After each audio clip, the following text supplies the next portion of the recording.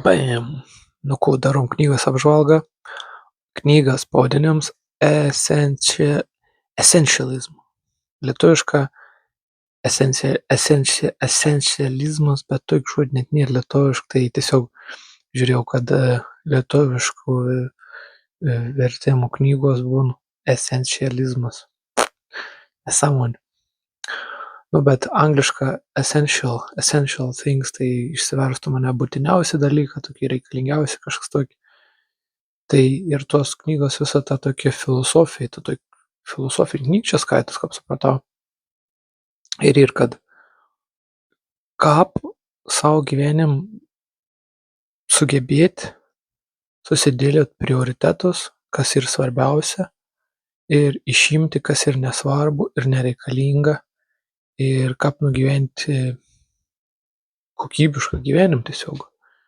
Nes kaip ir to knygų raš, kaip ir patys iš bendro suprantam, mūsų laiks yra ribotas.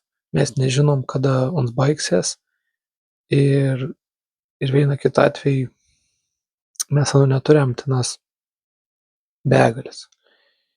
Ir mums yra ribotas, ko mes galim padaryti su savo gyvenimu, irgi riboti dalyką. Tai protingiausia būtų mane, jei mes norim kažko pasiekti, ar pastatyti kažko, sakykim, sukurti kažko, žodžiu, pasiekti kažko, sukurti šeimą, ar kažkokį savo verslą, ar kažko kūrybišką, bet ko. Tai mums reikėtų būtent nusistatyti tų tikslą ir tada automatiškai sverti visus kitus dalykus su tokiom mintim, ar tas dalykas man priartins prie to tikslo, ar tas dalykas aplamai man bus geras dalykas, ar kaip tik aš blogą darau, kad aš, sakykim, apsikraunu, priimu visokių kitokių užduočių, kas man ko nors paprašo, aš bijau pasakyti ne, ir tada aš save apsikraunu. To knygo irgi labai daug šneka, kad tu turi išmokti pasakyti ne. Nes autorius labai paprasta pasako. Tu sutikdams su kažkokiu prašymu, tu pasakai, sutinka, ne? Bet tu sutikdams, tu gal sutink tik iš mandagom, bet tu automatiškai aukoji į savo laiką, kad tu to savo laiką galėtum praleisti taip, kaip tu norėtum, gal produktyviau, naudingiau, aplamai sveikiau. Ir autorius labai pabrėžtų, kad mums reikia išmokti pasakyti ne. Mums duotų pavyzdį, kad čia iš mano patirties buvo taip. Ons labai daug dirba ir atėjo ta diena, kad mano žmona pagimdė naujagimį. Ir sako, vietoj to, kad aš ligoninėje praleisčiau daug dienų su savo žmona, kad yra pavargus, pagimdė dukrelę, lygiai atsimenu. Aš pakėliau skambutį kolegas ir kolega paskambino, sako, ar tu gali šiandien ateiti, reik su klientu ten pašnekėti ar kažko tokio. Ir ons kažkaip nedrįso pasakyti ne, ir vietoj to, kad ons to dieną, labai reikšmingą dieną praleistų savo žmoną, ons tiesiog išvažiavo į ofisą ir ten susitiko su to klientu ir galų gale vis tiek nieko nesigavo, nes ons buvo nei čia, nei dabar, žinai. Ons buvo toks vis tiek, tu nebūsi čia ir dabar, kad tu žinai, kad tavo žmona yra ligoninėje ir tu čia dėl kažkokį sušiktą darbą turi aukoti savo asmeninį gyvenimą ir nesąmonė, žodžiu. Tai ons būtent ir pabrėž, kad reikia išmokti sakyti ne. Patys žinoti labai daug tokių žmonių, kad reikia mėgsti daug ko prašyti, ir to jums padara, ani vėl praš. Aš suprantu, bet tai tau tai iš gyvenimo tas laiks negrįž. Ir tu padarai tus dalykus anims. Tau tai dalyką visiškai nepadeda pasistumėti prie gyvenimo, savo gyvenimo. Ir aplamai. Labai detali knyga, iš tikrųjų, labai detali knyga, labai patarčiau perklausyti tokiem žmonėms, kad tikrai, tikrai ir tokiai nesisteminga gyvent, ta prasme, nesusidar savo rutinų, nereflektuoju ant savo gyvenimo, kaip aš čia elgaus, kaip aš darau. Iš tikrųjų, ta knyga labai atveria akis, kad tu gali susidėliot savo gyvenimą ir kaip ir iš gražią darželį, kaip sakant, jei tu nori, kad gražios gėlės augt, kad gražios daržovės didelis užaugtų, tau reikia išimti tas visas piktžoles. Tai ir tau reikia išimti visokias veiklas, katras tau nenaudingas. Sakykim, ane, tau reikia gauti 8 valandas miego. Nu tai va, vietoj to, kad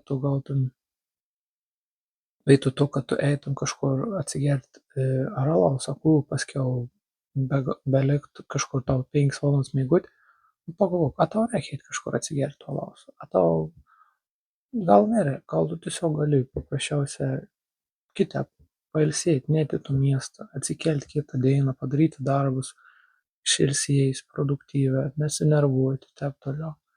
Ar tau apsimoka eit kažkur į klubą su kokiais draugais, ar tau apsimoka tenais, nežinau, netgi alkoholį vartot tenais pastoviai. Ne, sakykim, tu esi užsibrėžęs tikslus, aš noriu ten pasimokyt, tų pasiekt, aš noriu ten tų pastatyt, tų padaryt.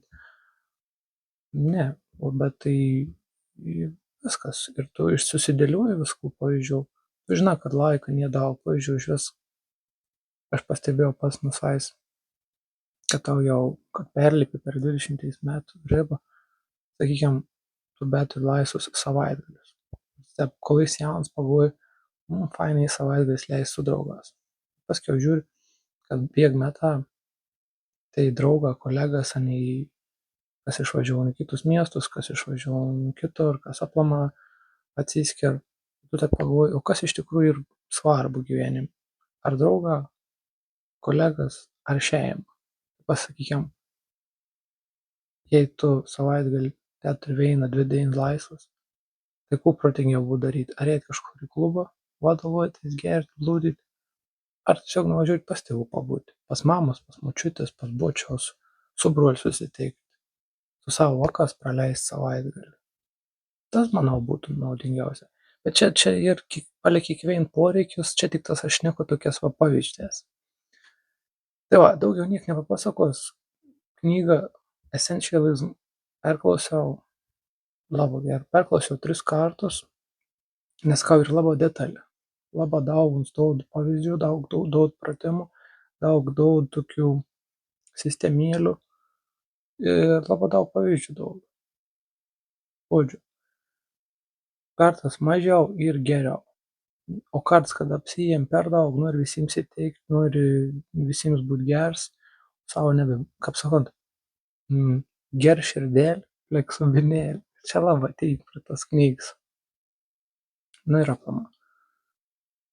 Mums dar patar savo tokį kaip dienoraštį rašyti, pasakykim, savo visą dienotvarkę rašyti. Paskiau, kad tu gali paskaityt, kur tu nuveikė per dieną, tu gali pamatyt, kur tu pridarė tokių nereikalingų dalykų.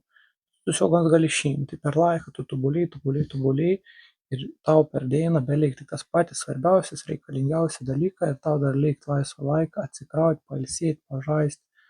Nu, ta prasme, tiesiog duot smegenim pažaist. Mums šnekva angliška the play is very important. Nu, kad tau reiks smegenim atsikrauti, tai čia tiesiog pažaist, tas reiškia, nu, tiesiog kažkur tu paveikt nereikšminga, bet visiškai tai, kad atsipalaiduot, kad ir tus kompiuterinius žaidimus pažaist, gal kad ir kokį futbolą pažaist, gal su vakas pažaist, su šunį pasvaidyt kokį kaulą. Nu, tiesiog reikia savo smegenim duot pažaist, nes tu taip irgi stresą sumažini visko. Žodžiu, pataru paskaityt, paklausyt. Aš perklausiau ano, labai gerai susiklausiu, bet reikia įdėmiai klausyt. Ta prasme, reikia įdėmiai klausyt ir kelis kartus geriausia. Tai va, iki, ačiū Jums, kad žiūrit ir laikykitės, gyvenkit ir susidėliokit prioritetus.